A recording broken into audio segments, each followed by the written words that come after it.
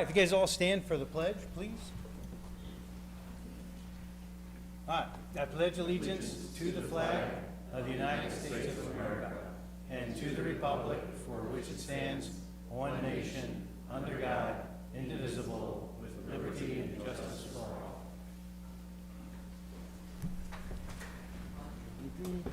All right, Kathy, if you could do a roll call, please. You got it. Saban. Present. Bartleson. Here. Lobes. Present. Bergbauer. Here. Galogli. Here. Karras. Here. Kostecki. Here. And we'd like to take 1 moment of silence for Alderman Larry Schreiber.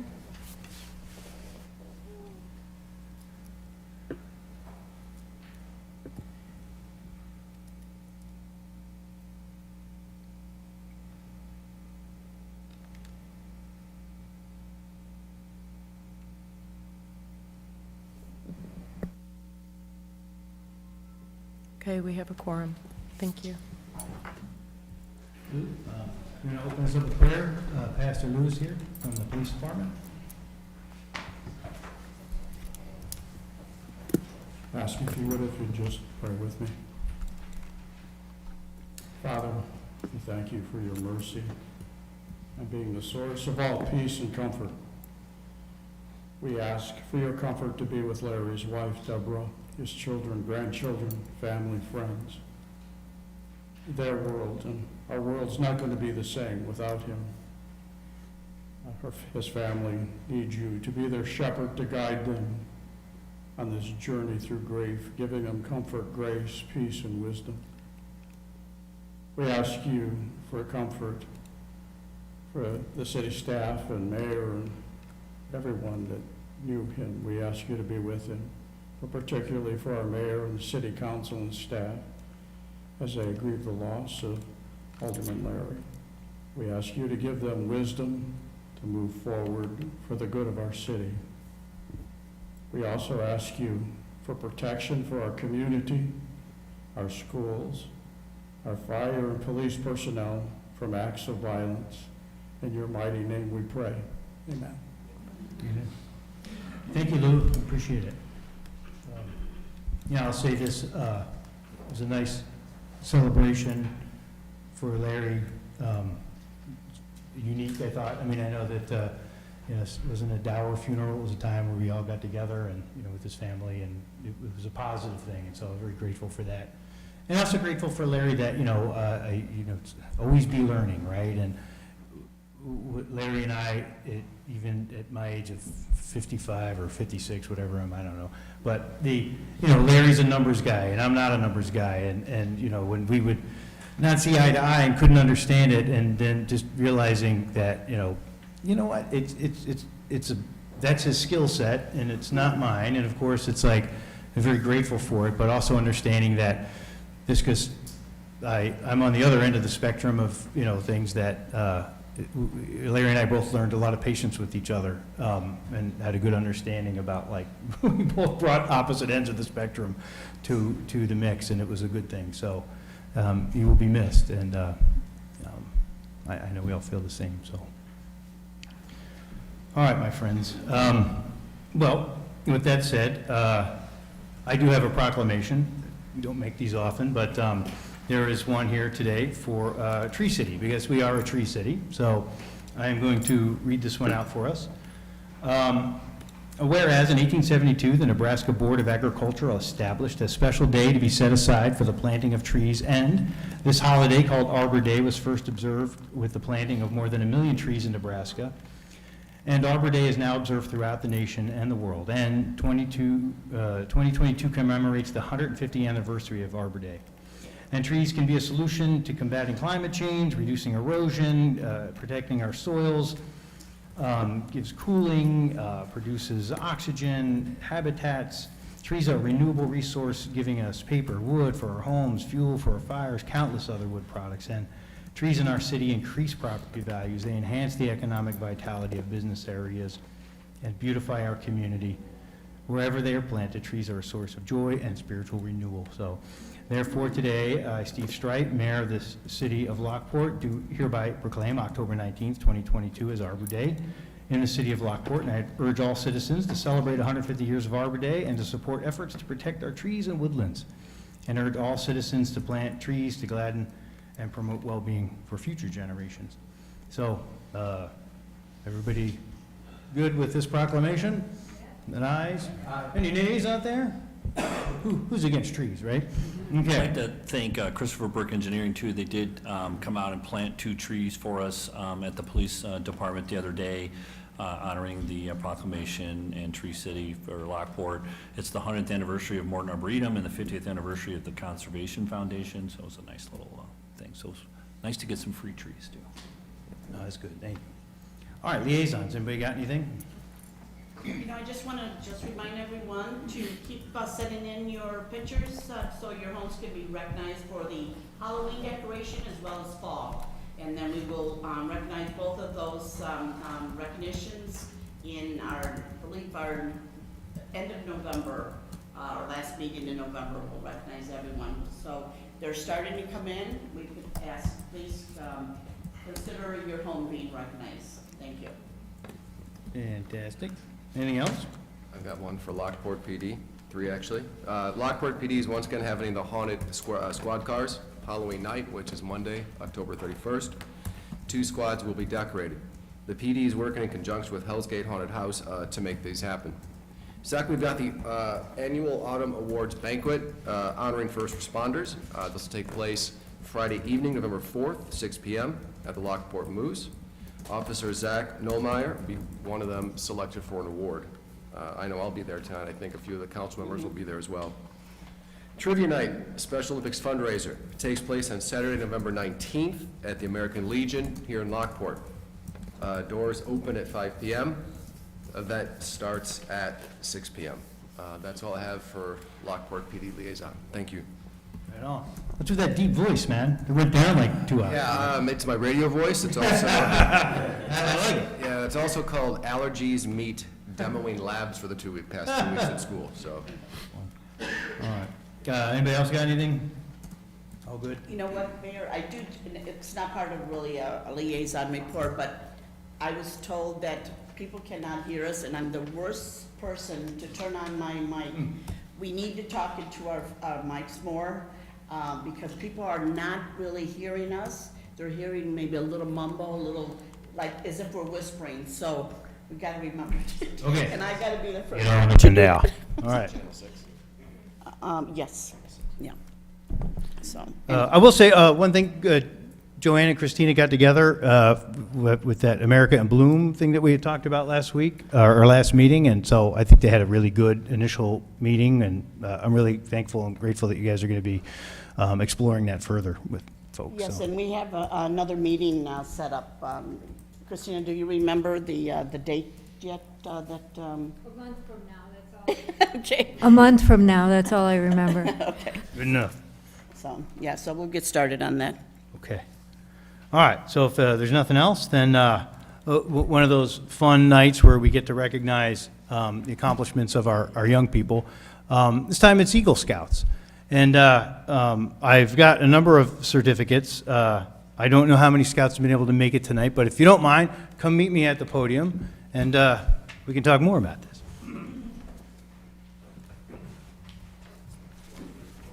Come on, you scouts. Oh, Okay, I won't do that ever again. man in my ear, what are you I doing just- to me? That's just in case you need that.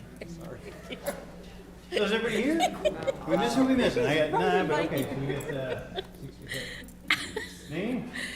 Kenny. Right on, Kenny. Brian, pleasure.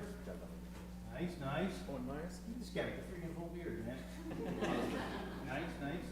Another full beard. My gosh, what are you guys, 30 years old or what, man? You know, I was a terrible Boy Scout. I think I was a Boy Scout for 9 years, man, and I never got out of tenderfoot. And that's because I just like going camping, right? But you guys who work hard and the skill sets that you learn from Eagle Scout are one, amazing in and of itself. But then just, you guys, I'm preaching to the choir, but like people who attain Eagle Scout, it's really a higher level caliber person. And the tenacity and the perseverance that goes with that, is incredible. And I'm so proud and just honored that you guys would come here today and just let us, say thank you and well done. So a few things. We got certificates for everybody. All right. And then, so why don't we come up and then get your certificate, we'll go over there. So is Tommy here now? All right. And then there was Kenny. Kenny. And there was, is Jack here? There he is, sorry. I don't think we've met. I know your dad, or like, I think at the time we met. He's got a smile. Ryan? Oh, my goodness. Jet? I don't. And then there's, Ryan Bridges. Did I have two Ryans? Probably, yeah, no, Ryan's not here. Okay. And then, it was Ethan? Ethan's also not here. And we got Colin. He's not here. And then the last one must be you. Oh, yep, right on. Oh, please, thank you. Come on up here, Scoutmaster. So, take it I'm away. not a Scoutmaster, I'm the committee chair and advancement coordinator for Troop 50 at Lockport. Oh, that's great. Well, nothing happens without you, so. Yeah, I handle all the records for Troop 50. Ryan's last. So, he's. So you a Scoutmaster? I am Scoutmaster. Please come on up, we'll take a picture. And, we all gotta admit, man, getting a certificate, it's fine, but usually they end up in the garbage. So that's why we always give cool things like hats, so, thank you. Yeah, it was worth it all. Yeah.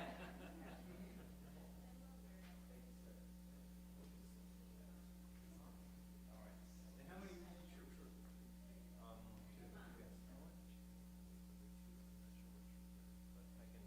We can work on it. 65. Okay.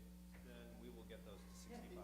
Take the hats, please. Thank you. And, again, and also parents, how many of your parents here? Hey, it's hard, right?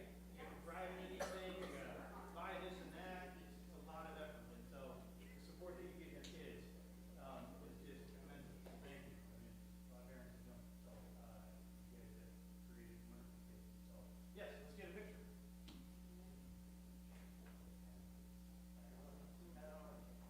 guys have created wonderful kids. So,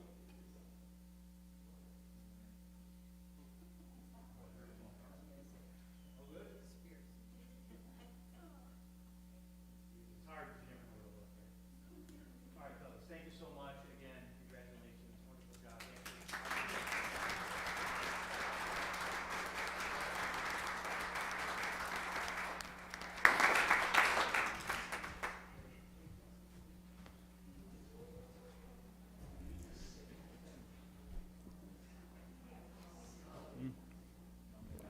All right, my friends. Look, I always say this, families and scouts, is that you are welcome to stay for the meeting, but you are not being rude if you get up and leave. We totally understand. So don't feel bad if you end up leaving.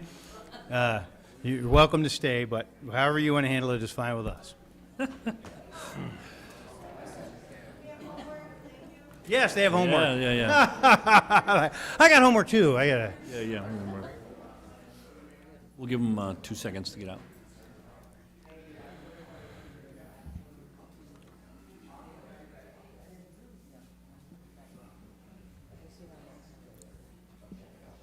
All right, friends. We'll move on. Ben, what do you got for Yes, CA1? thank you, Mayor. Members of the council, the CA1 is the schedule of meetings for the Lockport City Council, Planning and Zoning Board, Board of Police Commissioners, Heritage and Architecture. There's a requirement for us to post our meetings annually each year. The calendar is attached for 2023. We don't show the 2 meetings in July. We did miss the one around the 4th of July holiday. All others are as presented in the holidays as well for the city. We just need to formally adopt that before the end of the year. Ben? I would like to ask the council if we could remove December, my God, my voice is deep. I know, man. If we could please remove December 20 from the schedule of meetings. Sure. It's entirely up to the council, so. Getting close to the holiday season, and I feel that if we get that close, might have some absences. Okay, sure. We are Yeah, doing it's that- not unusual for us to do that. You guys okay with yeah. dumping that one? We are doing that this year, so. I Okay. just don't like to be presumptuous, but, All right. all right. Very good. I will make that addendum, and I can change it and put it on consent still, if everybody's good with that? Sure. Okay. Matt had a suggestion that we do the remaining meetings all back-to-back in January, so let's get them all done the first, 12 days, you know? Guess making me laugh. Ooh, Yeah. ooh, thank you, whoever's out there. All right, so we're good with consent on that, everyone? Yes, thank you. Okay. Yeah. What else you got? CA2, Mayor and members of the council, is approving for the city of Lockport the strategic plan for 2023, 24, and 25. There is a draft in your packet. There's going to be a prettier version in the next meeting. But the first strategic plan we created in 2013, and we've been renewing one about every 3 years since then. Staff and the council and elected had spent some time together this summer between May and September and engaging in the planning process. And this yielded this strategic plan. We have 5 strategies and priorities that we came out with: financial responsibility, infrastructure, unified community, guiding growth, and then governance and leadership. And, it speaks to our vision and our mission and our values for continuous improvement, to be the best for our community and accountability, fairness and consistency, collaboration, and of course, always being respectful with one another. So again, this is a draft. You can look at it on your own time. If you have any feedback, you can email me. We'll be presenting it again on November 2nd for adoption. And then we have a list of goals and objections and key indicators for the staff to continue to strive for. And then we can bring you updates, quarterly or biannually, or whatever you want. Okay. Nope, it's all good. But I very much appreciated the opportunity to get back and doing that again. We missed it and felt that we hadn't done it. It's good. Great. So, is this something you want us to put on consent for a final I would- approval, or do you want I us to? would do action just because we are doing some marketing things to it, and I just want to make sure that everybody sees the refined product before you vote on it, so, Okay. Ben, thank you again for doing that for us. thank you. All right, next, lease transfer. Yes, Mayor and members of the council, we spoke on this back probably in May or June. It's taken us all summer to kind of bring this together. There were no objections at the time. This is a lease transfer from the Lockport Township Park District to the city of Lockport regarding the Department of Natural Resources property along the I&M Canal here in downtown Lockport, basically from 2nd Street to Division. We also have an additional IGA in the packet, which would be between the city and the Lockport Park District as an exhibit on maintenance responsibilities. In the past, Lockport Township was mostly responsible for maintenance and had a lease with the DNR. In recent years, the city of Lockport's been more involved with the canal. We are trying to do more with it. We're trying to add grants and pedestrian bridges, and hopefully someday, they're telling us they might partner with us on a replacement for lock number 1. So the DNR has asked us to pick up the lease. They feel it's better for the grant opportunities and better for their agency and working with the city. And so we certainly were welcome to that. There were questions we've had about, does this obligate us to anything in particular in case a bridge falls? No, we are not responsible to replace it. We are certainly welcome to add bridges and work with them on grants to pay for them. And we're hoping to get some pedestrian bridges and some things added, and including the lock number 1 replacement. So there's a lot in your packet on this one. There is an addendum about the shared maintenance responsibilities that Brent and I went over with the Park District, and we kind of agreed to pretty much split everything kind of 50-50. They had always done most of the maintenance.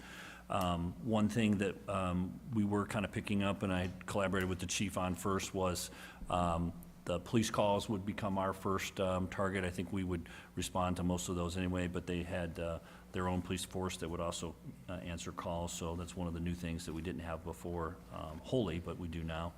But other than that, we're looking for approval, and I'm happy to take any questions. I'll probably wrap it into a 1-vote resolution, Sonny, at the next meeting, if that's okay with everybody. And again, this is really hopefully gonna, just like we have a lease for the public landing with the DNR, this would be very similar. They are not charging us, they just want us on kind of on title with them with the lease, and it'll allow things hopefully to go a little smoother when we work together on projects. I have a quick question. Does that include the CCC hut? The CCC hut. That's on the, Yeah, that's a good question, man. It's right on the Side. west side of the canal, on the other No. side of Canal Street. So that is in a separate agreement with the Park District still. So the Park District has a couple properties that are off of the canal. There's a maintenance yard barn over there, and there's like a little walking bridge, and then you go over to the pavilion. That's all still in a separate lease with the Park District. So no, we did not pick those up. Just the footpath of the canal from Second to Division. So anything outside of that is a separate thing. There is another lease. So basically, the Township Park District has that now along with this. We are taking this kind of strip out. Those remaining pieces will stay in a new lease. So basically, DNR had one lease with them, and now they're gonna have two leases with the two parties for two separate pieces of properties. Okay, that's good. And then if I'm correct, the Park District still owns still has the lease then from Division all the way south to the end of I town. think that's the Forest Preserve. I'm not sure Is it's that the Park north? Because District. north, I thought North was is definitely Forest Preserve. I believe it's Forest Preserve south of the Haunted House or Delwood, somewhere there. So the Park District might be in there a little bit still. That's outside of our scope. And because it goes all the way to Joliet, I know Forest Preserve picks it up before the Ironworks. So somewhere in there, yeah. But I think it would be them until Delwood. Okay, But we don't have anything on record south of Division right now. all right, sounds good. Is this something that we're comfortable with for consent, or do we need an action? We have reviewed the final documents. I don't see any reason why not, so we can certainly, Everybody okay then with the consent? okay. Okay. Thank you very much. And then, Canal Days. Yes, thank you. This item was the item that I brought up at the last meeting on October 19th. It's the ordinance amendment 22022. We had some of the members from the chamber here, and again, I apologize, it seemed to get a little confusing. The mayor and I met with the chamber board shortly after that meeting to kind of re-collaborate. We've had a few changes and recommendations. This was an example that someone asked me, hey, what have the expenses been like for the last few years? And then instead of trying to go through all the particular line items, these are basically the city's general budget funds that we had. So for the last couple of years, it's been very similar. There was some costs going up with overtime because of the new location and police support on one location with a lot more people. We felt we needed to increase the budget a little bit for that. But the biggest change I think you'll see is that we've pretty much went from 45 to 90,000 in 2022 to 2023, which is a $45,000 increase. So the overall budget would be now 125, including the overtime. The difference from what you saw the prior week was that this is reduced about another $35,000 after the mayor and I met with the board. So we've reduced the ask at this point, but we did increase the ask from prior year. So I just wanted to point out kind of where we were. And again, the concept behind this was that there was an ordinance originally, or from 2013, that said the chamber was responsible for putting on the event, but it didn't really specify who paid for what. It's always been a community celebration, and the city has always been involved and will always be involved with providing police and public works on overtime. There was a lot of questions that would happen from year to year, and who's going to cover what, who's going to get reimbursed for what. And there's been many different formulas over the years. This attempt, this presentation here, was to kind of bring a collaboration of sorts for that, hey, this is the city's contribution, that this event is good for the community, the economic impact of not only people attending the event, but also going out to dinner, and the economic impacts of people coming to town and filling gas tanks is vital to the city. Tourism is a good thing. So we don't see necessarily a downside to having the event and continuing the collaboration. So for Old Canal Days, we were seeking this in the budget item, but we were trying to memorialize that with this ordinance, we would provide these types of logistics. Things like tent rentals, light rentals, things that help facilitate the event. What we wanted the chamber to focus on was the entertainment, the bands, and the liquor license, and having to handle the beer tents and things like that nature. So it's still a partnership and collaboration.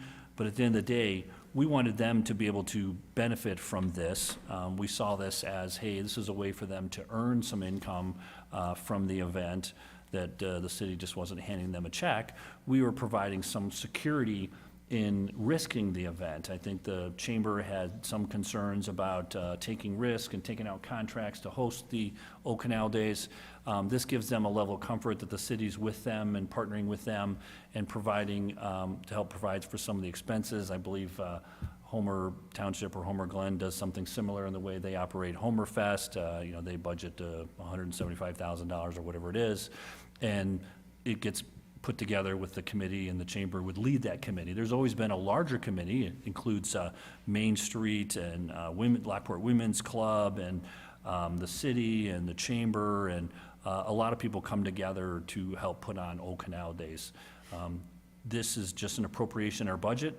We've always had about $80,000 in the budget, and now we're asking it to be $125,000. So it's about a $45,000 increase. Okay. Questions, concerns, thoughts? So we're having, I think we talked about this last meeting, and there was some talk about various events maybe a month and a half ago. We're having additional participation from the chamber with this, correct? Like they're taking on more of the responsibility in terms of certain aspects of the event. Yeah. They're gonna do the, right, like the beer tent. Entertainment, I think Ben said, and there's a few things. Now, my question was, are we gonna reap any of the are we gonna get any of this back out of the net proceeds? So right now, the way we've proposed it is that we wanted the chamber to effectively get the proceeds from the beer sales or whatever it was, that, you know, having a strong chamber in your community is important.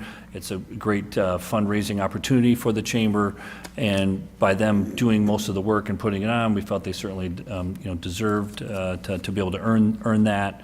So right now, the way it's presented, we wouldn't be asking for anything back. I think one of the things too to remember is, you know, when we had this first came up, like in 2013, about having the chamber run it, is it's very hard to run an event, obviously. There's a lot of risk involved. If something goes south and, you know, nobody shows up and you've got all these expenses, that's tough.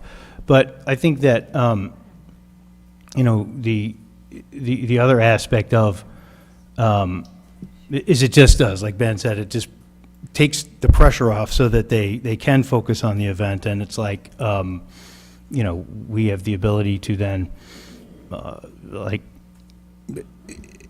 help them earn money instead of us paying them money. Because one of the things we noticed when we were first talking about this 8 years ago was that a lot of cities just write a check to their chamber.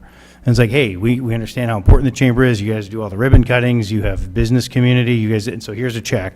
But instead of doing that, this was an opportunity to kind of get them to be able to earn the money, take burden off of the city from having to run the. And so that's why it's always been like, just keep the money.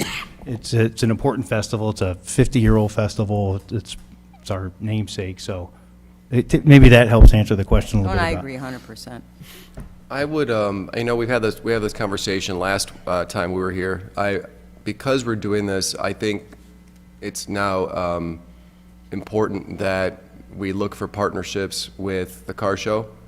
You know, it's police department, it's us, and maybe it would be chamber, maybe it would be Main Street, because the car show is so beneficial to those individual businesses. So it removes some impetus from us that now that the chamber's taken on this role, they could maybe become part of 4 or 5 different types of individuals or organizations that work on the car show. When it comes to the Winter Wonderland, you know, maybe we could have that become a volunteer committee where one of us might go to the committee meeting, but we're putting more autonomy and more impetus into those that have the interest in it to really grab on to the responsibility. So I think what we see here with the Old Canal Days presentation, and what we talked about the last time we were here, and even what we talked about a month and a half ago in terms of, you know, do we have too many events? Do we have enough events? Are we having too many car shows over the course of the summer? what is the attendance? I think now that we're having this here, I think we're able to put more responsibility and more ownership from the different community groups into these different events that are organized for the community themselves. So I like how we're going forward with this Old Canal Days item. The Christmas in the Square, there is a committee, a separate committee for that. The Park District has stayed engaged with that in fashion. They just didn't want to lead the Christmas in the Square. But I think the township, the city, and even the chamber also helps support that. So there is a kind of a group that kind of helps put that on by committee. There's also some dollars that we put in. It's about $5,000 a year that all the partners put in. So that's an additional conversation. But this request on the budget amendment that you'll be presented to in November 2nd is just for Old Canal Days at this point. We can talk to the chamber about other ideas. Partnerships are always good, but we happy to defer to the council wishes on whatever's next. I think maybe the best, you're on the right track, of course, Mark, and that is, especially with the Park District pulling out of other events, right? They still want to lead them, they're still willing to contribute, but they just feel they don't have the manpower. Is what, as a council, do we want to do with these? I do believe the Summer Art Series Committee asked to do a presentation at the next meeting or the meeting after or something, so they could kind of give an understanding to council of what they do. But I think it's a good opportunity for us to talk about what do we want to do, right? How do we want to, if it's volunteers, that's great, hard, but it's an option. Is it the event coordinator? I know we bounced that around. But I think let's have that conversation with these next couple of meetings. Maybe that's something we put under on the agenda to talk about at the next meeting. It's an opportune time with the Summer Art Series group coming in and talking about what they do. Maybe it's a good opportunity to talk through that a little bit more. So, Right, and I agree, and I really like the idea of the chamber getting more involved in running the car shows, because the car shows are basically, for the businesses, and that's what the chamber's all about. So, and I do like to keep the Summer Art Series kind of separate from, because I think that's a whole oh yeah, other entity. well it is, and that's my point. And so when we talked to the chamber, when me and Ben had sat down with the board the other day, it's like, one of the reasons this number was higher is because it's like, hey, why don't you guys take these other events too? And they're like, it's kind of, but it's like it's not really our mission, And one of the things that I wasn't in favor of doing that is that I don't want every event to be chamber heavy, right? Their mission is businesses, and so I don't think every event it's appropriate to have the business expo and the all the different weird businesses that are very divergent and like really have nothing to do with a specific event. So it was maybe they're not the right group to do every event, right? But why don't we put that on as an agenda item to talk about like how events and what our options are. We'll put that on the agenda for the next meeting is to discuss. Could I just ask, what is the true cost of putting on Canal Days? We know what our responsibility has been. What is it, how much does the chambers put in or other groups put in? $232,774.50. I'm sorry. It was in the packet. There was a spreadsheet. It's there's a page in there. I don't have it in front of me, but there's a spreadsheet in the packet that has the full spreadsheet that you Right, can see. just so that it came out so blurry Oh, did that it? you can't make it out. Oh, It's so, $232,774.50. apologize for that, but I can email. I think I did email it to you all at one point as well. I can email it again, but yeah, I mean the overall event expenses is expensive. It's probably double this, but they also sell sponsorships. They also make money selling beer, and so that's again, there's some risk to them on putting all this, and so yeah, we're not paying for everything. So that's right. true. No, I know that we're not paying for everything, but it's just a big chunk that the city is contributing. Right. For this to run and, all the overtime and all that. So I was just wondering what the total expense is to run. And although the chambers take charge, it's really the city that is helping with a lot of the costs also. Ultimately, That's what it very does is common. it just takes the pressure off. That's very So if the common. weather's bad or whatever happens, or there's another pandemic and all the things have been paid for and rented and you can't get it back, it's like, it just covers. This is nothing. So they don't end up in a loss. Right. Yeah. This is that kind of, all the rest of the money is stuff that they either can earn with a successful thing that you can pay as it's earned, right? It's not a pre-existing expense that you get pinched if the festival goes south.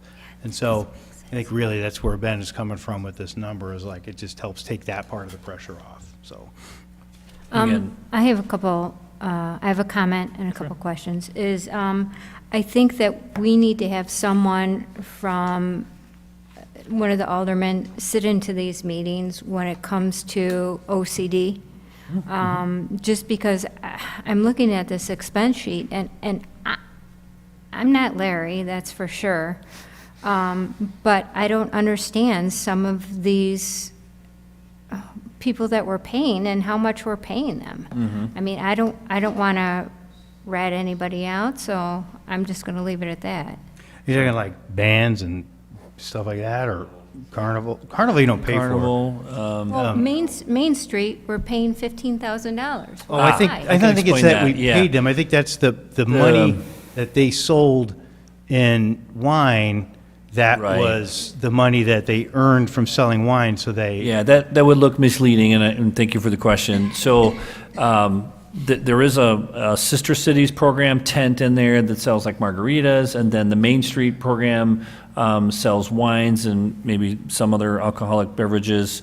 And the Women's Club puts on the craft show, and so there's money coming and going for different activities amongst the overall activities of Old Canal Days. And when they purchase all the liquor with one distributor, and then they sell their tickets, they get reimbursed. So that money is actually going back to them because it was their tent that sold those items. And So it's sales. It's not part of, like, say, the $90,000. No, It's not that. It's just money that was earned. right, And right. If no one showed up and drank any wine, then the The number would cut be to zero. Main Street Okay, would I be like understand. $2,500. Yeah. Okay. Yeah.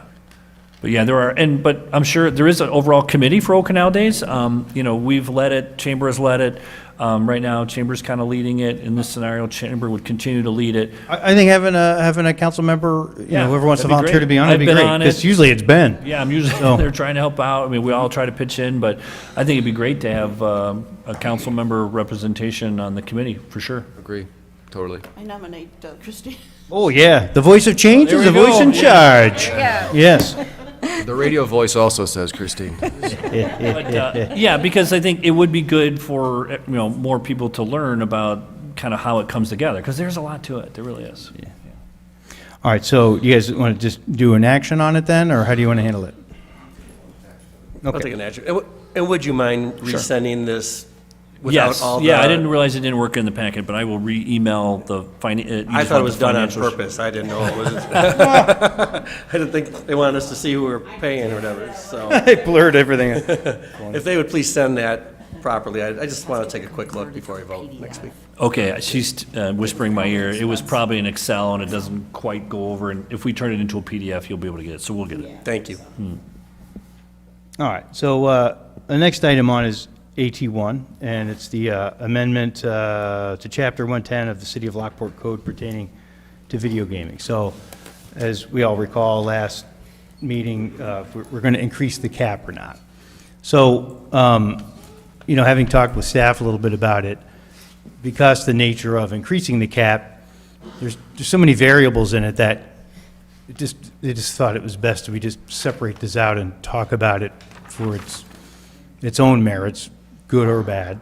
And then clearly we could still move forward with approval of concept plan, but, we just have, and please, we'd ask for your patience for an extra meeting, the Gas and Wash folks, because you're asking us to go past a cap that we only recently initiated. And so, it feels like there needs to be a good and sound reason, so we wanted to talk about it. And there were some things that came up at the last meeting, whether or not we should do this for CIP funds. There was a question about that. There's a question of like, oh, well, it's not near the downtown, so it should be fine. So I think all those things we need to have a little discussion on. I think, let me just give a quick history of it all, because I know some council members are new. But this really, when we first did this cap, it's only 3 years ago that we did this. It's just 3 years old. In fact, in many ways, we haven't even fully implemented the cap. The cap was when we decided that we wanted to put some rules in place, and for gaming, it was because we had no rules. And anybody who had a liquor license was eligible for a gaming, and it was showing up everywhere, and signs were everywhere, and slot signs were everywhere, and flags of this, and neon signs, and it was like, we realized we didn't have any control over it. So as a council, we said, look, let's put a cap on it at 18. Reasons were, a variety of reasons that we talked about. And we also looked at doing a gaming commission, a group of citizens that could kind of act like, a first step that, is it right to, the number one thing for the Gaming Commission when it was first formed was to help bring all the existing businesses into some kind of conformity, right? We then were able to say, look, it's got to be partitioned off. This is where signs can be, is where they can't be. And so they really helped for that first year get folks to go through that process. And then also encouraging businesses that, that were just, to look at other ways to blend it into to their existing, stuff. So that was one of the reasons for the Gaming Commission. And then the other one had to do with just if anybody were ever to ask for an expansion of gaming, that they'd be tasked with looking at it. And I just found the document today. It was from November 2019, and it gave some good reasons like what it is. So for instance, gaming license is capped at 18. Their responsibility was to review any appeal by a new business to have gaming. Questions are, is it an essential component to the core business, right? Is it essential to, a restaurant that you have gaming? Is it essential to a gas station for the core of the business? Is that meaningful to it? Can this business exist without gaming? And we also had a thing in it that was any business has to be in operation for 1 year before they could even appeal. So already we're asking for them to violate that concept. It was a matter of like, if you can build this and you can run your business for a year, and then you want to come appeal, that's fine. But at least we know it's not, interwoven into what, I got to have this otherwise. Because if that's the case, then we're not looking for more gaming parlors. So that was one of the appeals that the Gaming Commission was, commissioned and asked to do. And that's fine. So where we are now is, when we came up with that 18, that was all the existing businesses that had it. So we capped it there. And then there was one thing that council said in order for us to get consensus was that if a gas station went in at 159th and 355, directly across from where the one is in Homer Glen, that it would have gaming. And if we would allow that to happen when it came, to make it 19, then we had consensus, and that was the agreement that we came up with. So that's fine. So that's why when Thornton's came, none of this was really a discussion, because it had already been agreed upon, 3 years ago, that 19th gaming license was, understood that if the gas station ever got built, that it could go in. So, the fact of the matter is, we're just about to fully implement our cap, which we agreed on 3 years ago. So tonight, it was like, do we want to already go forward and add another one? So that's kind of what we're here to talk about tonight, obviously. Let me start with one question for you guys that we can discuss, is that JR brought up the idea that we should do this because of the CIP. We need money for the CIP. So let's start with that piece of the discussion. Is it worth opening up the gaming cap so that we can help fund the CIP, knowing that the original ordinance, when this was founded, even before I was mayor, was that the money would go solely to downtown improvements. That's where all the money has been gone. So in order to go to the CIP and add funds to that from this, we would have to change that ordinance. So again, that's why this is a larger discussion than just whether or not we give it to Lenny. So I think there's some pros and cons, but I'd like to hear from you on that. What are your thoughts on expanding this to meet the CIP needs? I personally think that it is not necessary for this conversation. I think we're here to talk about adding additions to the cap, that how the money is spent is time for another meeting, that it's not going to be decided tonight if it's going to be passed on to CIP. That is a big decision. We have 8 people that have to decide, or 7, whatever, 8 people to worry about our CIP, and that is a bigger decision than if we're going to allow addition of 2 to our cap. So I personally think that's for a different time. I do not expect us to decide tonight, oh, by the way, yes, we're approving 2, and we're going to change how we distribute the money. Yeah. One of the points of justifying it was, there were 2 points that I heard last week, was one of them was we need money for the CIP, and 2 was it's far enough from the downtown that it shouldn't matter. So I said we need new revenues is coming in. Yes, we need to support our CIP. We need to support a lot of things. I mean, so I'm not just saying that gaming, I think it needs to be looked at, is what I said. If we want to go back and actually, record me or whatever, I said it needs to be looked at on where our funds for gaming go, and that could be decided later. Well, I think that's why it's a separate item, JR, so we could talk about it. Are there some other thoughts about whether or not it's a good idea, bad idea, or we shouldn't even talk about it? So, having another gaming station, is it really going to generate more revenues, or is it just going to, spread out and dissipate the revenues that are there now? I mean, where it's at now, is it really going to generate Well, more? I guess, let me put it this way. So if the ordinance now is that money's only used for downtown. Right. And we've done a lot of great things downtown, right, with that gaming fund. We've done facade grants, we've done a lot of things that I think there's anybody in the city who doesn't look at our downtown and say, wow, a lot of good things have happened. And that was, the gaming funds have been used for that. And we've never run short of gaming funds. We always have money in there. So it's not like, we bottom out every year. We have money that we roll over, and it's been good. The question is, if we change the ordinance so that we're using money then for the CIP, I guess that's the question. Because quite frankly, if we got another $50,000 by expanding this gaming machine, I mean, if we put that towards the CIP, I mean, that's like a rounding error on the cost of a pump. I mean, it'll have probably little effect to the CIP, but it has a lot of effect to our downtown. And so, me personally, I think that it's like, look, it was brought up, so I thought we'd talk about it. If it's not the right move, my suggestion would be to not change where the money goes and not use that as a possible justification to expand gaming or not. With the downtown, I recall a couple months ago, we did approve some monies for the Opera House that were above and beyond, and some other facades.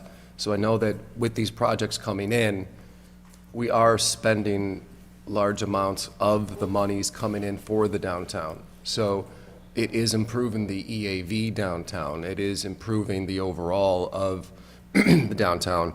And I know you sent a really good PDF the other day about the historical guidelines for the downtown. And that will be another additional expense in our national historic district, but also our city's historic district, which are 2 districts that overlap. So I don't believe now is the time to have a CIP discussion, because we do have a CIP meeting next week, and this could be a larger part of that. This is about adding on a gambling license to that place on 143rd Street. And what we talked about last week, and what was affirmed as a majority belief was that this could go forward.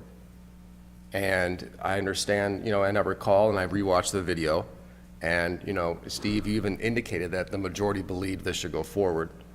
So what I also want to say is we put a very good ordinance together in terms of how you place the machines in the restaurants downtown. We did some other things in there. However, we had a moratorium on the licenses proposed and given, just like we had a moratorium on new gas stations, and we made a master plan. And I think a moratorium isn't permanency. And we've had 3 years to look back at how it's worked and what we've experienced both downtown, but also what we've seen in terms of what's at 143rd and State, what we've seen that's at 159th and Gauger.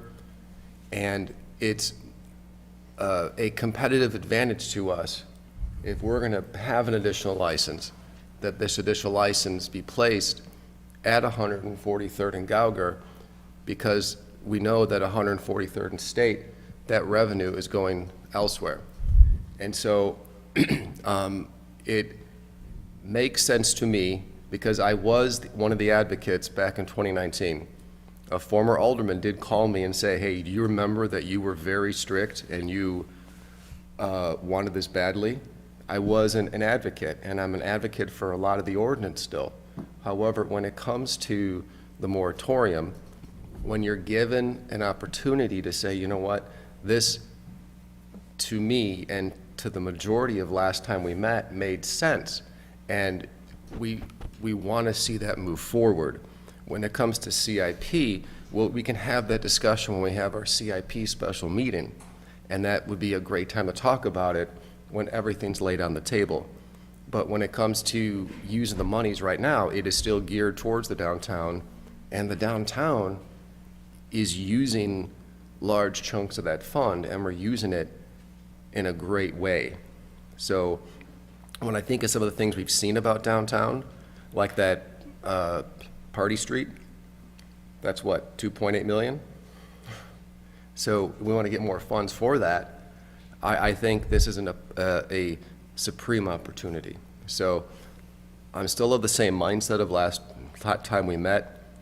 I still believe that there was a members present majority for it, both the additional license and the concept. I know they go hand in hand, so I have no problem going to the 20th license, but at the same time, I'm not saying that the ordinance as a whole is obliterated. What I'm saying is the addition of the 20th license for this specific location is appropriate. Okay. I would, when we capped this, we never used the word moratorium. It was a cap. So I think there's a difference between let's just hold off and see where things go and like, we're done. So that's okay. Even with a cap, we set up mechanisms where we could have this discussion like we're having now. If in fact, we thought, a future council thought that it's the right move to expand, we have a mechanism. So, but it wasn't a moratorium, it was a cap. And that's okay if we want to change it, that's the discussion tonight. But, for us, it was, what date was that? What was the date? That's today's date. Yeah, but That's the active one. We're calling it a moratorium. Well, yeah, but we're calling it now. I'm talking about like when we formed this. Okay. Nobody was talking about it's a moratorium, let's take a break. When we formed this 3 years ago, we talked about it as a cap. So, it's just semantics, but I think it says something, different. As far as the majority goes, I mean, not everybody spoke, and I don't want to speak for Alderwoman Bergbauer, but it was more along, Christina made a comment. Yeah, you made a comment like, you're going to do 6, do 10, what's the difference at that point? But I didn't know if it were an endorsement of it or not. I mean, so please speak. Well, honestly, I feel like it was an endorsement. I don't want gas stations in, but as far as video gaming, I understand it. If you're gonna put 5 in, might as well put 10. If you want to turn these gas stations into gambling places and playing slot machines, then let's do it. I think it looks terrible for our city, but hey, if we need the revenue that bad, let's do it then. And I would say, while you can always use more money, we haven't been short in the gaming fund, and we've been able to do really good things while keeping a cap. But here's the one thing a couple things I want to say. One of the other aspects of the ordinance was, is gaming essential to the core business? And it's clearly not. Just because the state came up with an idea of like, hey, we'll tie gaming to gas stations, it's not because that's wisdom from on high. It was just what they came up with. It could have been gaming and insurance agents. It could have been gaming and auto parts stores. They just tied it to gas stations. So it's not that it's necessarily that there's no way you can make a case that this is core to that business. And that was one of the charter aspects of and one of the reasons why they turned it down for this, the Gaming Commission, is because it's not core. Gas stations have been around for 100 years without gaming. It's only recently. And even our current petitioner, they built in 2 other towns that did not have gaming, and they didn't ask them to do gaming. They didn't ask them to change their stance, but we're being asked to change a cap. And so just because we've done it elsewhere doesn't mean that we end the cap and move forward. We can, but I'm saying it's it's been done elsewhere for them, even this current petitioner. And while the revenues, they estimate gaming at about 100,000, it's probably going to be closer to 50,000, I would say. They're never as high as these things say. And even just looking at charts of neighboring communities, it's not that high. But that's fine. $25,000 is still $25,000. But, even as the petitioner told us last week, it's like, I don't even know why you guys are worried about gaming. You're going to make so much revenue in gas sales and, other sales. And with that chart they gave us, it was about $500,000 in other sales tax revenues, $100,000 they estimated in gaming. Let's say it's 25.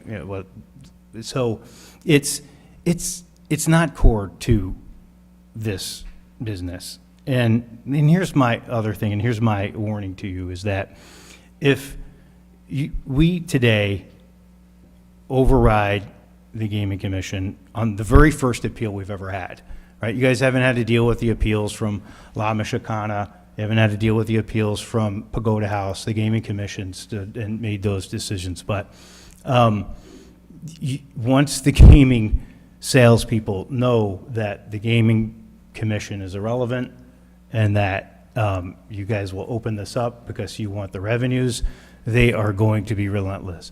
I've talked to the restaurant people, and they're like, oh my gosh, these guys come in here every week and try to get me to do gaming. Every week. They're like, oh, you're going to make so much money. You're going to put your kids through college. It's like, it's irresistible for them. And you were going to end up, and I already know that there's another gas station ready to go, and they're watching right now what we do with gaming. And if they know that, they're going to, the council's going to just, they're talking, they need more revenue, or it's not in the downtown, so who cares? The next gas station's looking at 151st Street. Clearly, while it's not a truck stop, it can still qualify for gaming. It doesn't have to be a truck stop. It's something that was confirmed with me today, is that with unique liquor license, they can have gaming. It doesn't just have to be 3 acres. And so one of the things that we did when we came up with a moratorium for gas stations is we were like, oh my gosh, we're getting gas stations coming out of our ears. I don't have citizens clamoring for gas stations. They're like, please, please get us another gas station. But suddenly we were finding them coming up everywhere. So staff is always very, I think they have wisdom, and they're like, look, it's not good for you just to say no to gas stations. The right thing to do is give parameters so that there's a reason for it. So they presented us with a number of intersections that make sense. They're not in line. But our reason for doing it was to really just slow the roll. I mean, Christine, I know you're very much against more gas stations. It's like, oh my gosh, once they're in, they're like that forever. They've got the tanks, they take up lots of acreage. It's like we've already got plenty of opportunity to get gas in the city now. It's not like it's a great need. But I guarantee you, if you open up this gaming cap, then every single gas station is going to appeal to you for it. And if the reason is for doing it is like we can use more money, if the reason is it's not close to downtown, which was one of the things I heard last week, it's like then what's the point of even having a gaming commission? What's the point in even saying, hey, if it doesn't fit the core business model? And they will be here petitioning you for more gas stations. And because we've already said that, hey, if you're at that intersection, it's allowable, this is, Christina, the opportunity to stop it. They claim they won't build. If they do, I actually hope they do build, even if we were to, by chance, not do gaming. That's fine. I don't have a problem with it. We said we would allow it at these intersections, but, you know, if they feel like, just $500,000 in taxes to the city, which is, I don't know, $5 million for them, if that's not enough and they want to move on, so be it, right? But I'm telling you, man, you will be up here having to tell folks that, we're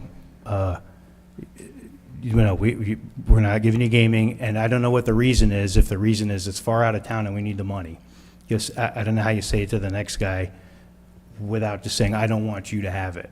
And that's something that staff has always cautioned us on, is to be consistent. I'll also say this. I know that, some folks were like, I heard, one citizen made the comment of, well, you know what, we could use the revenues, right? It's like, it's also important for us to help our citizens understand that this isn't money that goes to the general fund. This isn't money that goes to, lowering your property taxes. This is gaming money as it stands, unless you were to change it for other reasons. It goes specifically to the downtown. So what may seem like easy money to some folks, it's like, I think it's important for them to understand that, well, it's got a very special earmark as it stands now. So and the other thing too with this is that this particular petitioner has a food service in there, probably be a taco place or something like that, to be able to, for this gas station that doesn't really need it, what they come up here and say, oh, the numbers don't work without it. Of course they work. They've worked for 100 years without gaming. If we put gaming in there and there's the taco restaurant that's inside this building or another food service, it's like, now how do you look Alex from La Michoacana in the eye after you told him, well, I know you're struggling, but we're not going to open up gaming in your restaurant, but we're going to put it right next to the taco place inside the gas station. I think those are other questions that, how do we be consistent with ourselves? So either we just throw out the whole gaming commission, throw out the cap completely. And that's, I feel, the struggle that we're going to have in the months to come, is if, we go past the 19, which we agreed to do, and start opening it up. That will be the struggle we're going to have to face. Lisa, we increased the funds taken in for gaming from 21 to 22, didn't we? Yes. And what was that percentage? 26% increase? Oh, I don't know that.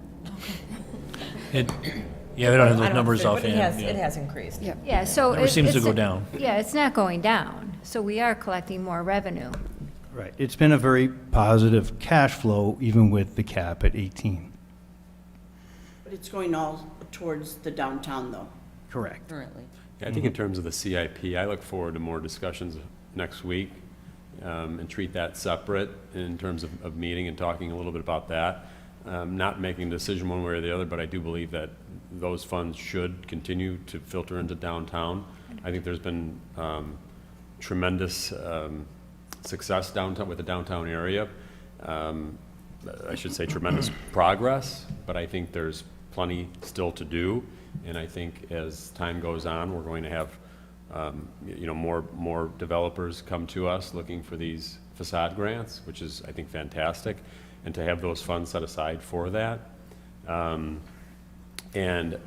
I agree with the mayor in terms of being consistent with our decisioning about raising the cap, and then the next gas station comes in and says, well, they have gaming, and they have gaming, and then all of a sudden it snowballs. My idea is let them come petition. If they want to come, in front of council and petition for it, let them. I'm not the biggest fan of gas stations. I think we strategically picked those areas where we would allow them moving forward. Not that I'd like to see a gas station in every single one of those, every single one of those properties, but I certainly don't have the appetite for more gaming in any one of those gas stations moving forward. I treat this development a little differently because of the truck stop element that's part of it, and to have one more added to the cap, if we're calling it a cap at this point, and call it a cap of 20.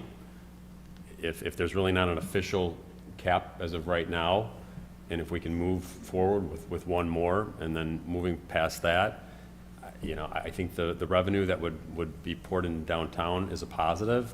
But I think talking past this one, again, I agree with Mayor. I think it becomes a very slippery slope going forward. So again, I would like to think we're on the same page. If developers want to come and petition in front of us, let them, but I don't really have the appetite of additional gaming. I would bounce off of what Matt had said with the 20th because of the strategic location of this truck stop. But also what Steve had said was they're going to come to us and want more. Well, we're an aldermanic council, we can say no. And that's the key. If something comes to us, we have the power to say no. And, that's often forgotten. And you will have 8 people up here in the near future, and it's those 8 people that can say no. Any commission that sits under us is a recommendation to us, but we have the ability to say no.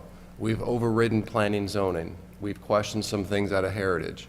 So this isn't something unique and new, but we do have, as a council, to tell a petitioner no. And I think that's important. And that's just what I wanted to state. So I would recommend that this ordinance really doesn't mean anything because we are modifying it and making it as council wishes to say yes or no. That ordinance, I don't believe even holds water. I think it's wishy-washy, what we're doing. Either we have to be strong on one way, that they need to come to us to ask for gaming, like, Gas Wash is doing now, and remove it from our ordinance, that they just need to come to us, because that's what we're leaning towards. It's we make the decision, so why have this ordinance with the cap? It doesn't make any sense. Either we have to enforce what we have, or we need to totally change it.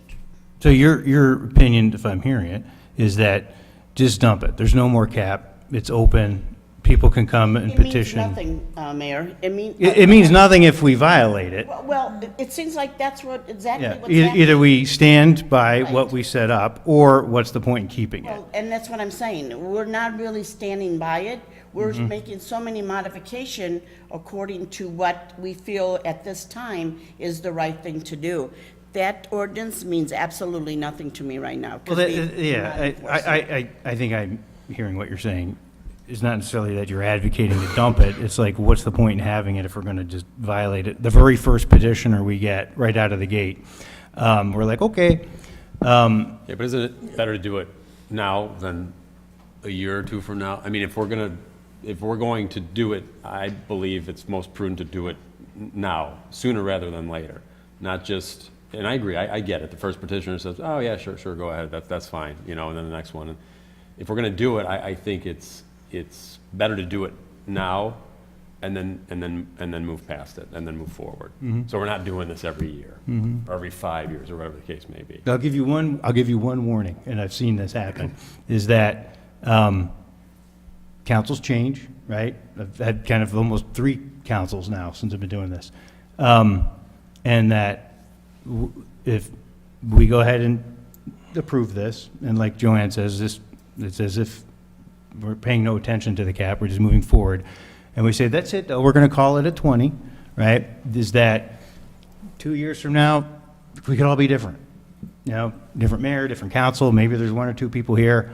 I didn't even remember the 2013 ordinance that said the chamber was running Old Canal Days, right? It's like, you just don't remember this stuff. And so what ends up happening is if the next gas station comes 2.5 years from now, and it's like, well, why wouldn't we? It may even be new staff by then, right? It's like, well, they gave it to Thornton's, they gave it to Lenny's. It's like, of course, yeah, let's just keep rolling, because that does happen.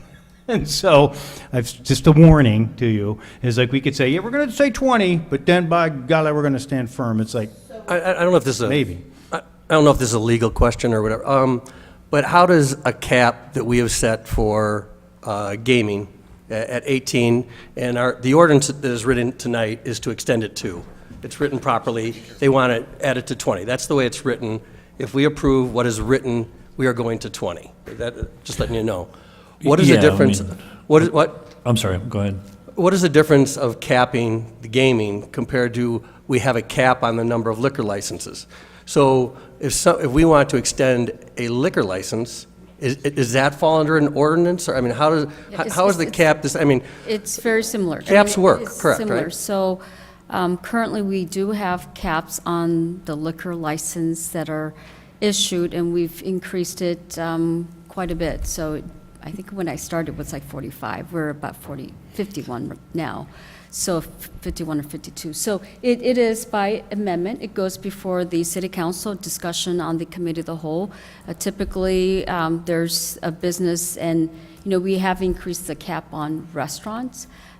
Since I've started here. There's no cap we've on restaurants, but there's a cap on liquor licenses that restaurants Right. want. Yes, exactly. If yep. Cooper Hawk came, And- we don't have a liquor yeah. license right now, but We'll if Cooper increase Hawk the came cap. tomorrow, we would give it one, Yeah. right? So one of the things, and I could speak to that a little bit, JR. So I think when I started this job, there were 2 open liquor licenses. And so again, if there's open liquor license and then I think at the time, I think it was, maybe it was Betsy's, that one that we have down here, is like, I think they wanted it, and it's like, well, it's there, and it's like, I have to show good cause not to give it. So it's like, one of the things that we did was, once those were done, it's like, look, I think it's unwise to say, well, let's just make 50 more and have them out there floating. It gives us a little bit more control, so that if something like a bar comes, it's like, I don't have a bunch of bar licenses out there. So we've just kept it where we increase it one at a time. And almost every restaurant has liquor. It's rare that they don't, unless they're fast food. But any sit-down restaurant, I don't care if it's Red Robin or Red Lobster, they all have bars in them.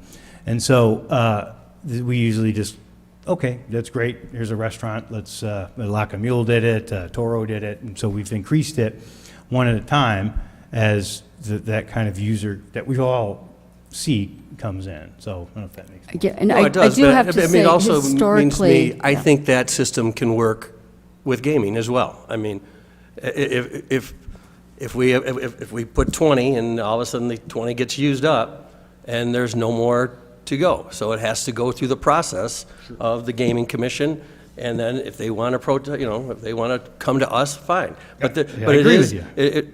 but that would be, agree. it's just set like a liquor license. I think it could work. I agree with you. I mean, the system that we have can work. And Joanne, I understand your skepticism. I feel the same way. It's like, what's the point? And that we still do it. My concern is the reasoning. If the logic behind expanding it is that, and I heard this last week, was that it's not downtown. That was never part of why we capped it. It wasn't because of downtown stuff. It was just an overall feel and look of the city. So it wasn't just about downtown. So if the concern was it was downtown or we need money, that logic you have to not use when somebody comes at the Repost property or 151st Street. It's like, I know you're still far from downtown, and I know we still need money, but I'm going to say no to you, not based on any consistency, but just because I'm going to say no. And that is where I know staff has always counseled us to have good methodical reasons so that, A, you don't come across as unfriendly to business and petitioners, that we have consistency, that people know, like, look, it's all right, you can build a gas station in Lockport, that's fine, there's no more gaming for it. And so I think that this is where my counsel is, and is part of this group, is that I think the consistency is important, otherwise it's what's the point? So- Yeah, and I agree, but I think the consistency lies in the element of the truck stop. You know, you have the gas and wash and Homer, then you have the Thorntons that are going, you know, and now this new proposed gas and wash, which is. Do you feel like we have if, 3 truck stops, you know, it's not, you know, today it's not really piecemeal together. You don't have a Shell and a Speedway with gaming, and then a truck stop with gaming, and then another concept plan for a truck stop with, but we turned that one down. But now, you know what I mean? So I think as of today, right now, we're about as consistent as we could be. Yeah. Do you, what's your feeling if like a truck stop, there are a couple spots where truck stop could fit. There's the repost property. That's certainly got 3 acres. You know, when that, if and when that happens, it may not happen, but if it were to happen, is that if you go back to the logic, it's like, okay, I said it's okay for truck stops, it makes sense for truck stops, even though really, it doesn't make any sense. It's like, again, it might as well be a gaming for, you know, like I said, an auto body shop, but so be it, it is what it is. Are we just encouraging truckers to keep their semis in the parking lot and game? I don't even know why that's a good idea to begin with, but that's the state legislature, right? That was their wisdom. But there are a couple more truck stop opportunities in town, so that's just something to be mindful of. It's like, this is not the last 3-acre parcel. The one next to Dooley Healthcare could be 3 acres, and that is one of the designated areas. I know that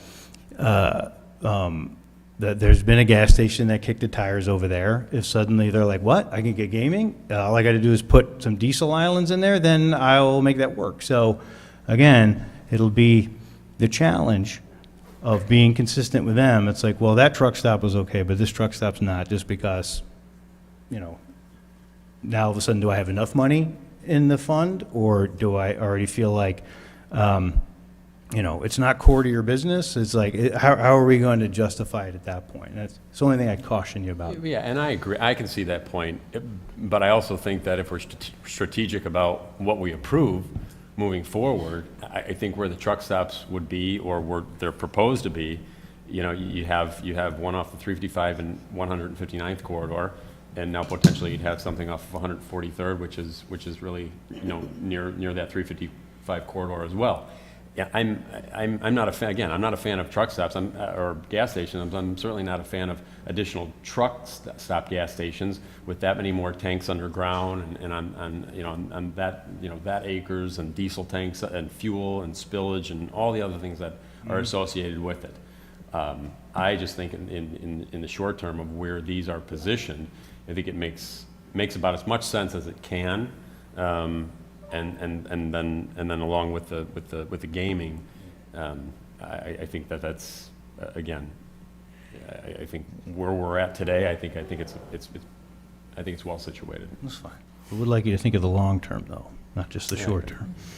All right, friends. Any other thoughts? Yeah, one last thought from me anyways. I would really hate to tell a small business owner, no, you can't have video gaming, especially when they're struggling. And these are people that have invested in our community and, you know, live and work here. I don't want to do that at all. So I just want to make a comment, thank you. Okay, there we go. To piggyback, Christina, what you just said, I think there has been some businesses that have been told no for gaming. There was La Michicana and the YA Pagoda House. So those people now can come and ask for gaming for their businesses now. They always could. There was never a time when they couldn't come to us. Okay. It was just that what ended up happening was, if they went to the commission and the commission said no, they just figured, what's the point, right? Okay. So it was like Christina said, instead of us sitting here and listening to, oh man, I'm really struggling, please, please, please, it's like, we deferred that to a gaming commission. And so they were able to be that kind of screen first. But anybody could have petitioned. And this is where Lenny said, it's like, yeah, that's fine, commission, thank you for your opinion, but I don't really care, I'm going to go to the council. So can they bypass the commissioners to? No, they have to go through it. Right. And get a ruling, just like you go through planning and zoning. Right. But then they come to us if they want. If they want, but that means if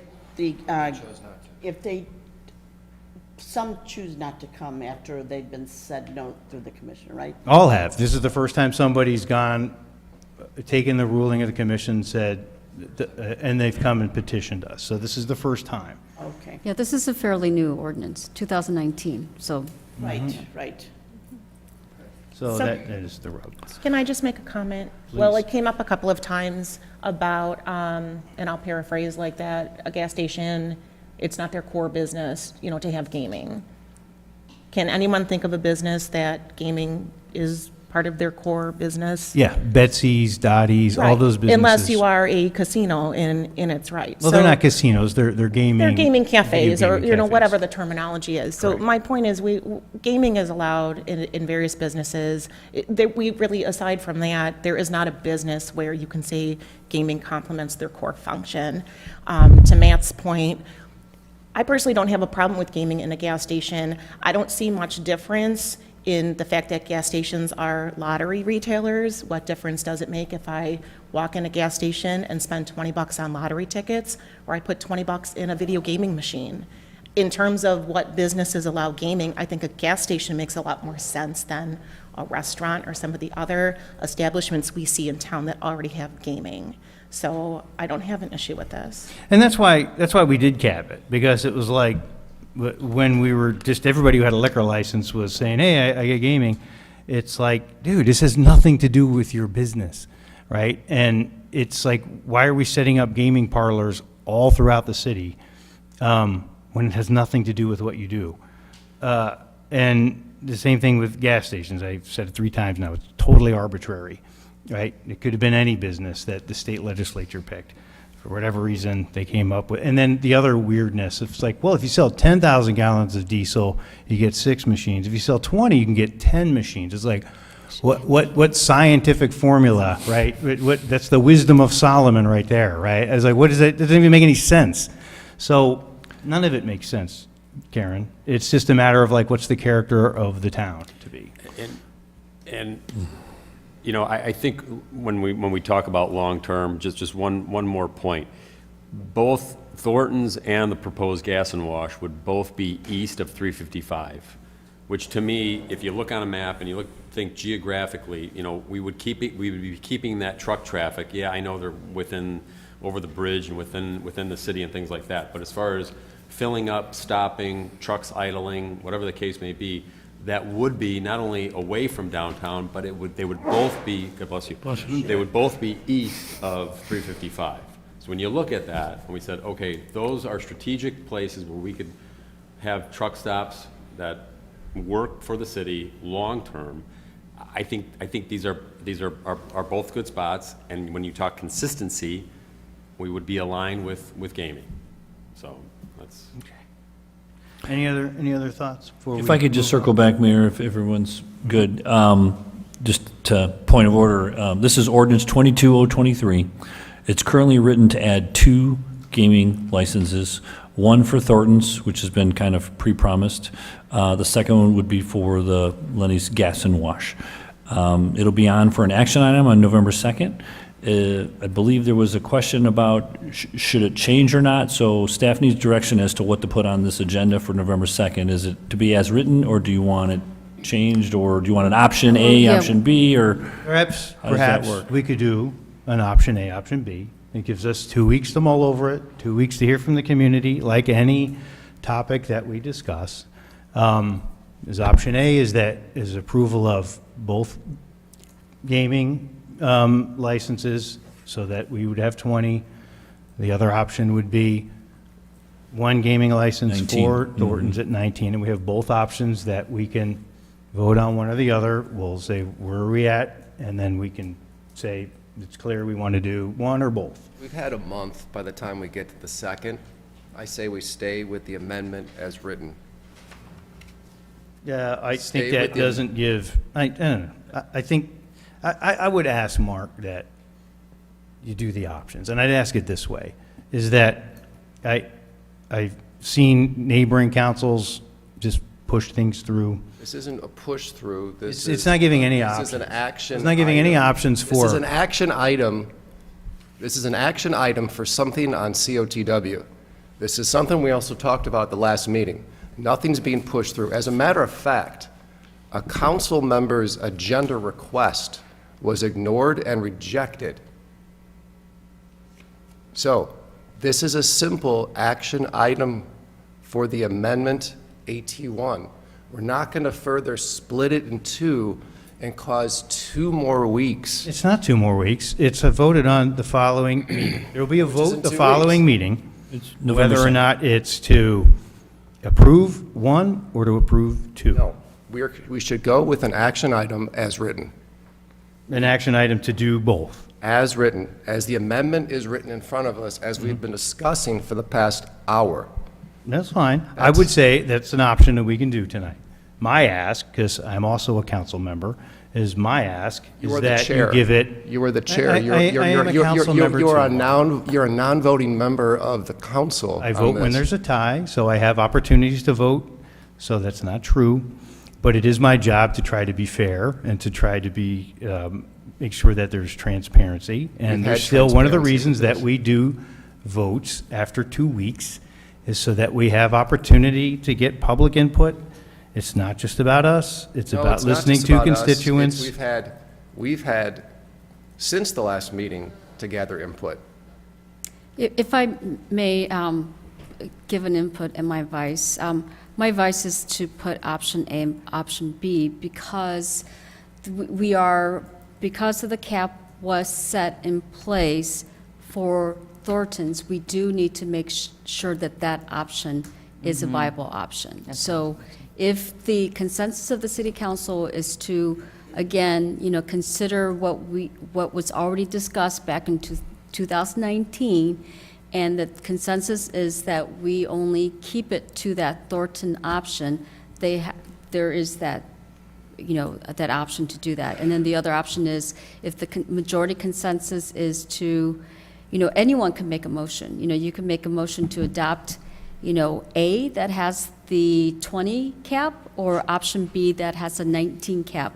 Whoever makes that motion, could do either of the option. Now, if the majority of the consensus is that option A doesn't get a majority vote, then you go to option B and vote on what.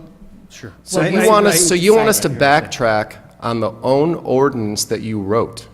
Well, it was. That's exactly what. It was I don't put out see that there. at all. I think what without. what Yeah. I'm hearing, Mark, is that we're all in agreement on Thornton's. That's been promised to Thornton's. Thornton's has broken ground, knowing that they were going to get a gaming license. So if we only did it with 2, and by chance, 2 weeks from now, the vote went south and said, yeah, you know what, I've changed my mind, I'm going to vote no, then we would be voting no on Thornton's also, because they're tied together. This gives the option to make sure that it will pass. And so having it separated, and this is what I'm hearing Sonny say, it's like, that Thornton's will be able to pass because it'll be separated no matter what, or there's the danger of, if they're both together and the vote goes no, then suddenly Thornton's is in the position where they have to wait 2 more weeks for us to separate it out and then vote on it separately. And that's So why. there's some wisdom in that respect. Yeah. And Sonny, that's- what does that mechanism look like? Is that a 2 resolutions and 2 votes?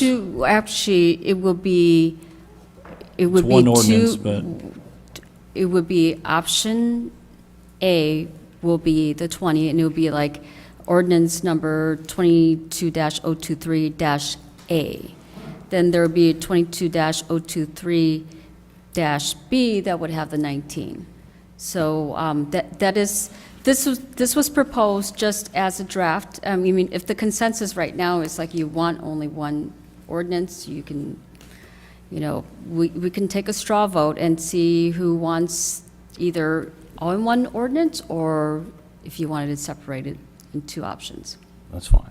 Yeah. We can do it that way. Yeah. So, we'll do a straw poll, is having options so that we can either vote A or B options after feedback, community.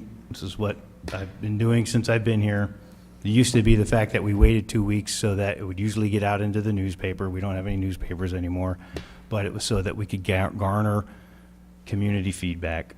We've been very isolated in these, for a long time because community feedback isn't very strong, just because we don't have any newspapers covering, but that was the reasoning for having, 2 weeks in between meetings. To be able to mull on things, think through things. So we have an option. So either Mark next week or next meeting, it's either going to be both or it's going to be one. So straw poll for both options. I am in favor of both options. What's the straw poll? So I know whether we're going to do two options or we're just going to say no, both are on the agenda for the following week regardless. I need to see what you guys want to do. I'm going to make it clear. Do you want to do option A and B for next I month? think we should do A and B. No. So A and B, so I got Renee is a yes, Christine is a yes, Mark is a no, Yes. yes for Joanne, I'll take the two, I don't care. yes for JR, Karen and Matt. Two's fine, okay. So I appreciate it just from the simple fact that it's how we try to be open and transparent and not saying we're just locked into things. So I appreciate it Not at least. denying open and transparency. It's going as it's written on our COTW. Yeah, I know, but it's It's our committee of the called- whole. This is where we make changes. This is where we do these kinds of things, Mark. We talked about some of the concerns. I've raised mine. If they end up going nowhere, then, and both get voted on, then so be it. We're friends. We have a good discussion. This is what debate is about. We all bring up information, our points of view. Sometimes Steve. we win, sometimes we lose, and I'm okay with that, all right? But I like the option, so thank you. So we'll put it on as two options for the following meeting. Thank you. And thank you all for a good debate. Thank you for honest and just concerns about this. I think it is a serious topic to say if we're going to do this or not. All right. Next thing on the agenda is Christopher Burke, PW1. What do you got? Good evening, Mayor and Council. This evening, 2 items on the agenda. First is PW-1. This is for the ADA transition plan preparation. This is one of the requirements of future grants, future IDOT federal funds, is to have an ADA transition plan at the ready. So we have worked with Christopher Burke on preparing just a little bit of background. You can see there's approximately 542 roadway intersections within the city's jurisdiction, 1,800 curb ramps that will require inspections. So basically what this will do, this will go around, evaluate, locate, and prepare a report on all of our ADA transitions. So asking for council's consideration to move forward. This work will be done over the winter in the amount of $28,810, and this is a resolution number 22-094. Any questions, concerns, thoughts? And where, Brent, again, I maybe you just said it and I missed it. Where are these transitions mainly that we're focusing on? Every single intersection in the city. So every corner. So this is the ADA transition from the sidewalk Yeah. down to the pavement. So crossing a street. So, I mean, it seems like most of our intersections have it, but this really just does an inventory and says, okay, there's still That's exactly- 18% left. Is that what this is Yes. about? I'll That give is a little- correct. This has been around for a while, and actually, I told Brent and Ben about it about 3 years ago, that IDOT was not even going to move forward unless your town had a transition plan in place. Move forward with That, I mean, so they were not going to give you money without, For any project? without doing this. So, I mean, so this is a necessity. Okay, Sounds good. Anybody got any questions, concerns? We good with consent? All right, thank you. What you got left? PW 2. Next item is well 13 filter and pump house rehab. This will be the first time that we are going to take one of our filters. So this is our filter on a shallow well, and the media that is within these filters, it has a shelf life. So basically it wears out, it does not filter out as well, and you lose the efficiency of the media that's within the filter. So what we are looking to do is well 13, we're looking to design basically a swap out of all of that filter media. And also with that, it would be an evaluation of the existing system, existing equipment, make sure that everything's still in operational working order. This is an every 6 to 10 year cycle, so this will be, like I said, this will be our first one that we're looking to do. So over the next, I guess, 6 to 10 years, we're going to continue one every other or every year. I think most of the time we're able to skip a year and still meet our criteria. But this is, again, looking for Christopher Burke, $55,700, resolution number 22-089. All right, questions, concerns? Good with consent? Okay. All right, any new business? I have new business. I was wondering if Brittany could possibly put on our webpage, Halloween's coming up, but some families don't like to participate, and if we could have that piece of paper that Amanda actually, I think, made it last year that says. Oh, yeah, you just print it out and say, Don't come to my door. back off! That's when Yeah. you just turn the lights off and hide under the couch. Yeah. No, the piece of paper's nice, though. Because, when you're a kid, like, I think there's a light on, but I can't quite tell. So this makes it official. Yeah. Well, no, that's it. Yeah, sure. I'll see why not. That's a good idea. All right. One last thing was, I know that we made some final, Rich and Sonny and Deputy Chief Huff had worked on that letter we had talked about our concerns with Safety Act. I think we got it. I was hoping to have it printed out and laying here for us to read. You got them? Okay. Why don't we'll pass these out. We can read through it at the break, and then I just want to make sure everybody's good with it, and then, so that's good. Thank you, Sonny, for bringing that. All right. We don't need to do it right now. Just take a break here between meetings. Anything else going on? Yeah, for Sonny. According to our ordinances, this is not a new business item, it's just a clarification. If you and Ben have the authority to reject or edit items on the agenda only, correct?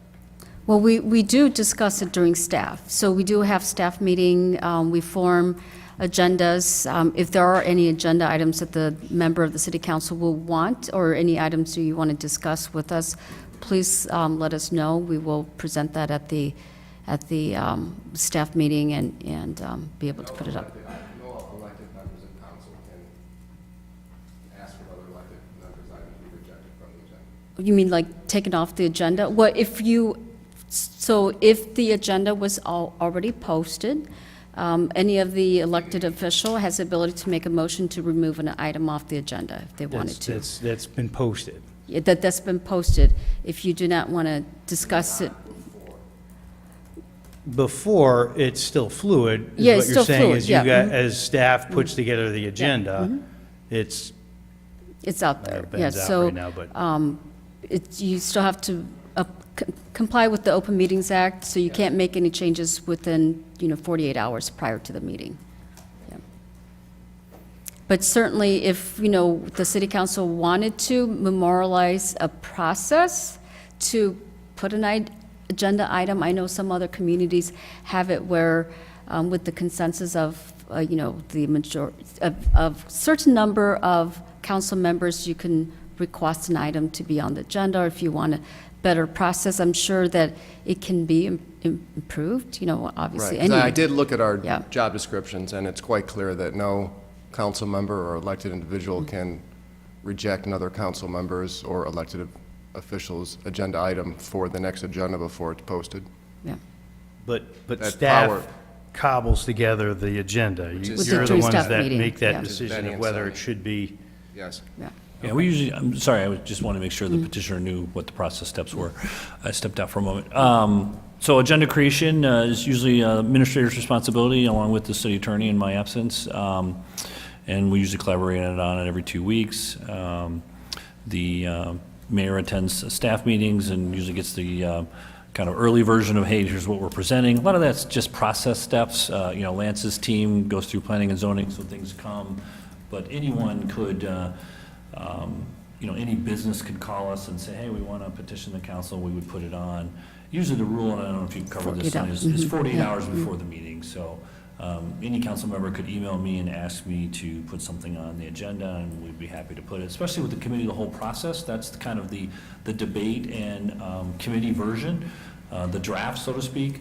But there's also no statute that says you have to debate it first before you vote on it. You just have to have it on the agenda within 48 hours before you vote on something. So there are particulars, but for the most part, everyone here has kind of relied on staff and staff procedures for how we bring things to the agenda, so. But if that, I believe, Alderman Lobes, your question is, does anyone have authority to remove an item once it's posted? Is that, before it's posted? After it's requested, before it's posted, that authority lies in them, and that absence it lies in you, correct? It's administrative, I mean, it's very, I would say organic. I mean, it's done through the process of staff meeting, Yeah. discussing I mean, it. we and- literally write the memos, we put Yeah. it in the computer system called Granicus that produces it to you. And again, we try to stay consistent, things being put on a committee of the whole versus city council. There have been situations and emergencies where we have a grant to file or something, and so, hey, we really need this on both meetings, but that's very unusual.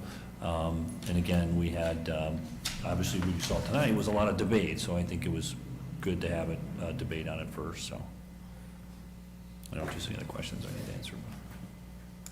All right, my friends, if there's nothing else, then. Mayor, can I add one quick thing? Leaf pickup. Leaf pickup starts next week, so just wanted to throw that out there, make sure everybody was aware of that. That's a fun time of year for everybody. If you can just keep your leaves behind the curb, so if I can just ask, keep them out of the street, keep them behind the curb, and we will start, and we'll continue until either we've got snow or until they're all picked up. Okay. Any open floor comments? What's that? Any open floor comments? Well, nobody gave me cards, so, all right, so if there's nothing else, then we'll adjourn. Looking for a motion to adjourn. I'll motion. Second. All right, Renee and JR, all in favor? Aye. So let me take 5. If you guys want to read through that letter, tell me if you got any changes, otherwise, the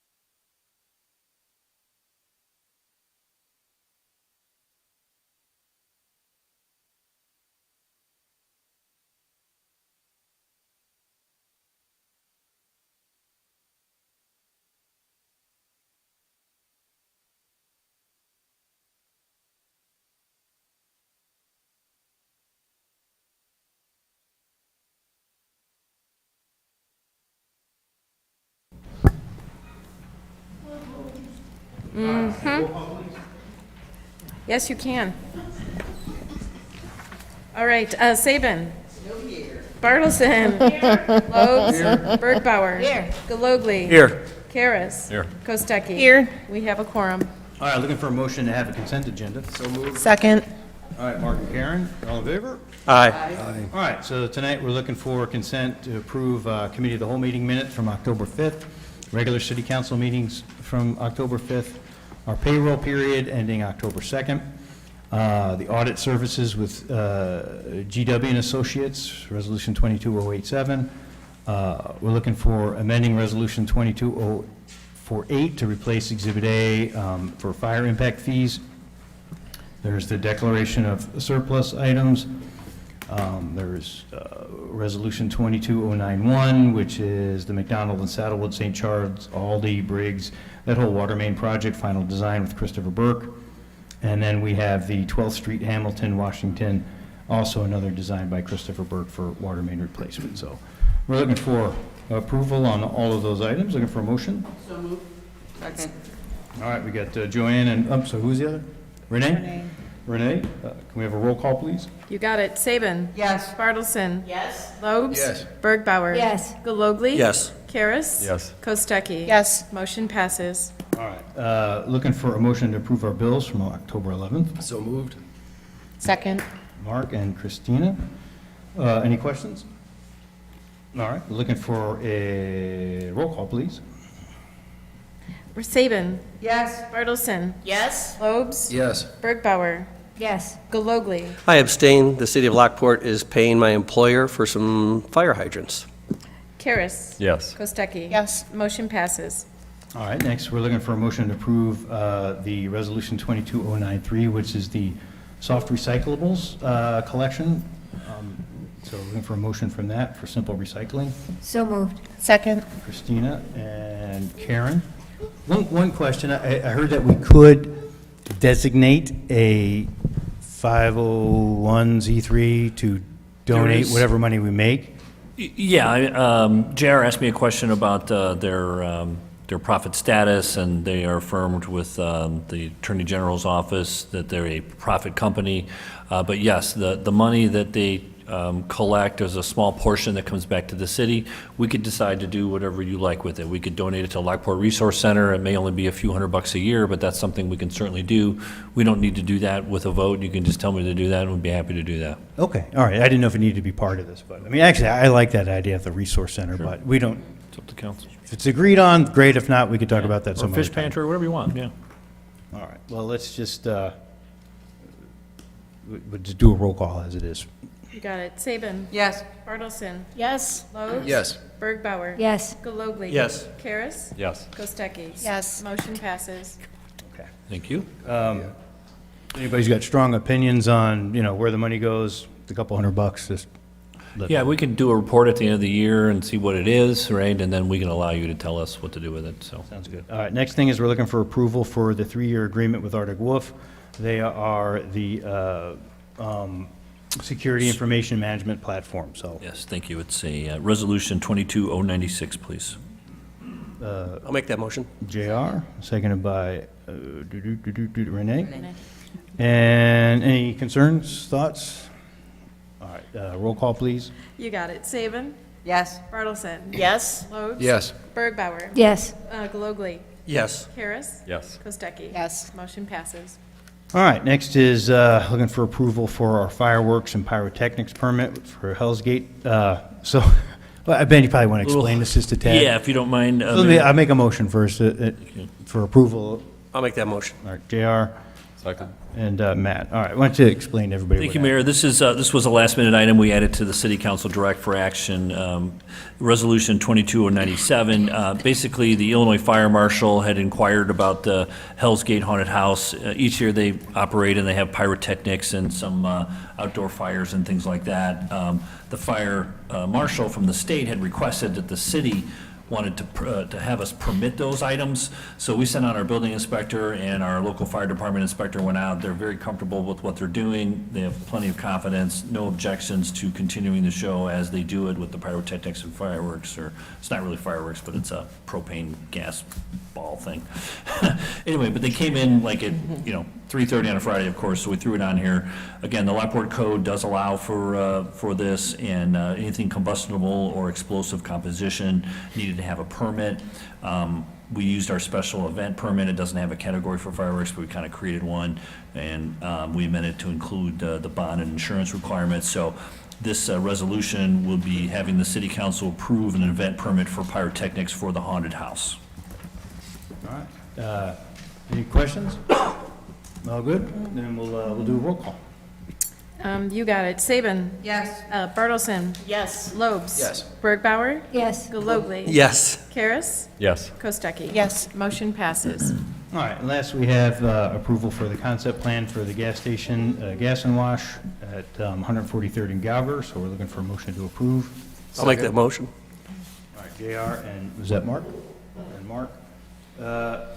So just, just to recap, this is for the gas station in itself. It's at a designated area that we as a council approved to be okay. Whether or not they, obviously they'll have to wait on gaming, whether they think they can move forward or not without it, but this is just strictly for the gas station itself. We can give approval for And a that. liquor license, right, Sonny? The liquor That license was is already actually available. passed. Yeah, We it's- remember that when we created Class N, so this is separate from that. Okay. And let me just say this to the petitioners, I thank you for your patience. This is something you've asked us to do, is to increase the cap, but actually we take it seriously. It was kind of a big deal. We made it for a reason. So I appreciate your patience for the extra 2 weeks as we've debated it, and we'll, give it an up or down vote in 2 weeks. So thank you for your patience. I do appreciate it. All right, any questions, concerns with the current concept plan as it is? Then we'll do a roll call. You got it. Saban. Yes. Bartleson. Yes. Lobes. Yes. Bergbauer. No. Galogly. Yes. Karas. Yes. Kostecki. Yes. Motion passes. All right. Now is open floor comments. Anybody got anything?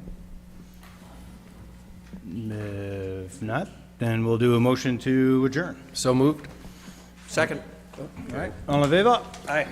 All right, thank you.